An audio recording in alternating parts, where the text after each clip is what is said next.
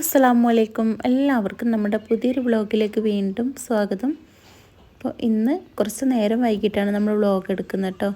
ഏകദേശം ഒരു 7:30-8 മണിയൊക്കെ ആവാനായിട്ടുണ്ട്. അപ്പോൾ ഇന്ന് കുറച്ച് നേരം വൈകിട്ടാണ് അടുക്കളയിലേക്ക് കയറിയിട്ടുള്ളത് കേട്ടോ. അപ്പോൾ നമ്മൾ ചെറുപയർ കഴുകി ക്ലീനാക്കി എടുത്തിട്ടുണ്ട്. ഇതിലേക്ക് വലിയൊരു സവോള, എരിവിനനുസരിച്ച് പച്ചമുളകും അതുപോലെ തന്നെ തക്കാളിയും മഞ്ഞൾപ്പൊടിയും മുളക് പൊടിയും കുറച്ചിട്ട് കൊടുത്തിട്ടുണ്ട് കേട്ടോ. ഇനി നമുക്ക് ഇത് അടുപ്പിൽ വെച്ച് ഏകദേശം ഒരു 5 വിസിലോളം ആക്കിയെടുക്കുന്നുണ്ട്. ഇനി ആ സമയം കൊണ്ട് നമുക്ക് മുത്താറി നൂലപ്പാണെന്ന് ഉണ്ടാക്കുന്നത് കേട്ടോ. മുത്താറി ഇടിയപ്പം. അപ്പോൾ അതിനായിട്ട് ഞാൻ മുത്താറി ഒരു പാത്രത്തിലേക്ക് ഏകദേശം ഒരു 1/2 കിലോനോളം എടുത്തിട്ടുണ്ട്. ഇനി നമുക്കിതിലേക്ക് പാകത്തിന് ഉപ്പ് ചേർത്ത് കൊടുക്കാം. നമ്മൾ കെറ്റിലിൽ വെള്ളം വെച്ചിട്ടുണ്ട് കേട്ടോ. നന്നായിട്ട് തിളച്ച വെള്ളം വേണം നമുക്കിതിലേക്ക് ഒഴിച്ചു കൊടുക്കാൻ. നമ്മൾ നൈസ് പത്തിരിക്കൊക്കെ വാട്ടും പോലെ തിളച്ച വെള്ളത്തിലിട്ട് വാട്ടുക, അങ്ങനെയും ചെയ്യാം. ഒന്നുകൂടെ ഈസി ഇത് ഇങ്ങനെയാണ് കേട്ടോ. നന്നായി വെട്ടി തിളക്കുന്ന വെള്ളം ഇതുപോലെ ഒഴിച്ചു കൊടുത്ത് നന്നായിട്ടൊരു സ്പൂൺ എന്തെങ്കിലും വെച്ച് ഇതേപോലെ അങ്ങ് മിക്സാക്കി എടുക്കാം കേട്ടോ. അപ്പോൾ നമുക്ക് പൊടി നമ്മൾ പത്തിരിപ്പൊടി വാട്ടും പോലെ അങ്ങനെയും വാട്ടിയെടുക്കാം, ഇതേപോലെയും വാട്ടിയെടുക്കാം കേട്ടോ. അപ്പോൾ നമ്മൾ പൊടിയൊക്കെ നന്നായിട്ടൊന്നങ്ങ് വെന്ത് കിട്ടണമെന്നേ ഉള്ളൂ. ഇനി നമ്മൾ കുറച്ചുകൂടെ വെള്ളം ഒഴിക്കുന്നുണ്ട്. എല്ലായിടത്തും പൊടിയൊക്കെ നനഞ്ഞ് വെന്ത് കിട്ടുന്ന പാകത്തിൽ ഒഴിച്ചിട്ടുണ്ട് കേട്ടോ. ഇനി ഇത് ചൂടോടുകൂടെ തന്നെ നമുക്ക് കുഴച്ചെടുക്കണം. പത്തിരീൻ്റെ ഒരു പരുവത്തിൽ തന്നെ നമുക്കത് കുഴച്ചെടുക്കണം കേട്ടോ. ഇപ്പോൾ കണ്ടോ, ഈ ഒരു ഉരുളാവുന്ന വിധത്തിൽ നമ്മൾ എടുത്തിട്ടുണ്ട്. ഇനി ഇത് നന്നായിട്ട് നമുക്ക് കുഴച്ചെടുക്കാം. ചൂട് തണിയാൻ നിൽക്കുന്നില്ല. നമുക്ക് കൈ വെച്ച് കുഴക്കാൻ പാകത്തിനുള്ള ഒരു ചൂട് ആവുമ്പോൾ നമുക്ക് ഇതേപോലെ കുഴച്ചെടുക്കാം കേട്ടോ.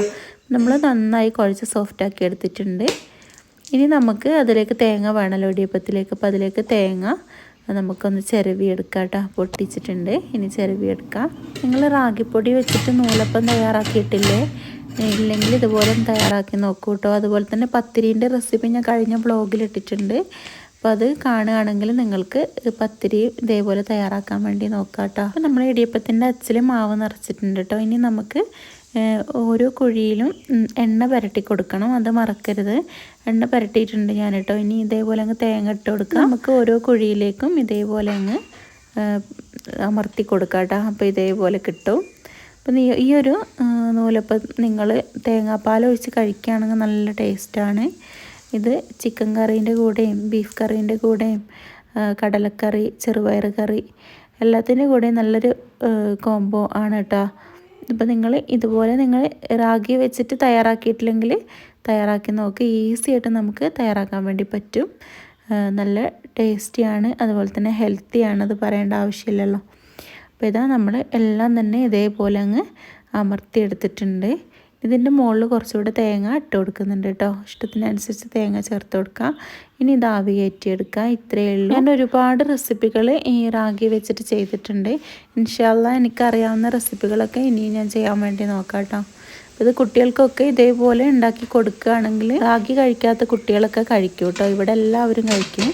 ഷബാസും ഫിദയും ഷാഫ്ക്കാക്കൊന്നും വലിയ ഇഷ്ടമല്ലായിരുന്നു ഈ ഒരു റാഗിപ്പൊടി കൊണ്ട് എന്തുണ്ടാക്കിയാലും. ഇപ്പോൾ കുഴപ്പമില്ല, എന്തും കഴിക്കാൻ വേണ്ടി തുടങ്ങിയിട്ടുണ്ട് കേട്ടോ. അപ്പോൾ ഇത് കഴിക്കുകയാണെങ്കിൽ ഇതേപോലെയൊക്കെ ഉണ്ടാക്കി കൊടുക്കാം. ആ സമയം കൊണ്ട് നമ്മളെ ചെറുപയർ കറിയൊക്കെ റെഡി ആയിട്ടുണ്ട്. ചെറിയ ഉള്ളി വെച്ചിട്ട് വറവ് ചെയ്തെടുത്തിട്ടുണ്ട് കേട്ടോ.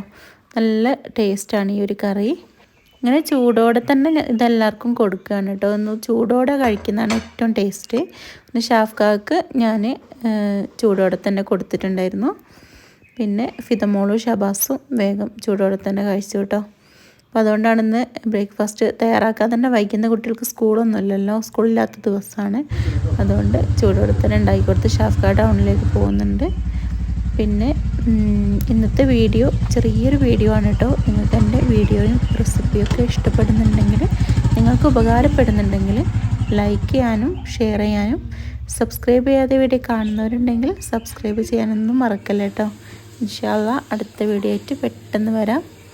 എല്ലാവർക്കും താങ്ക്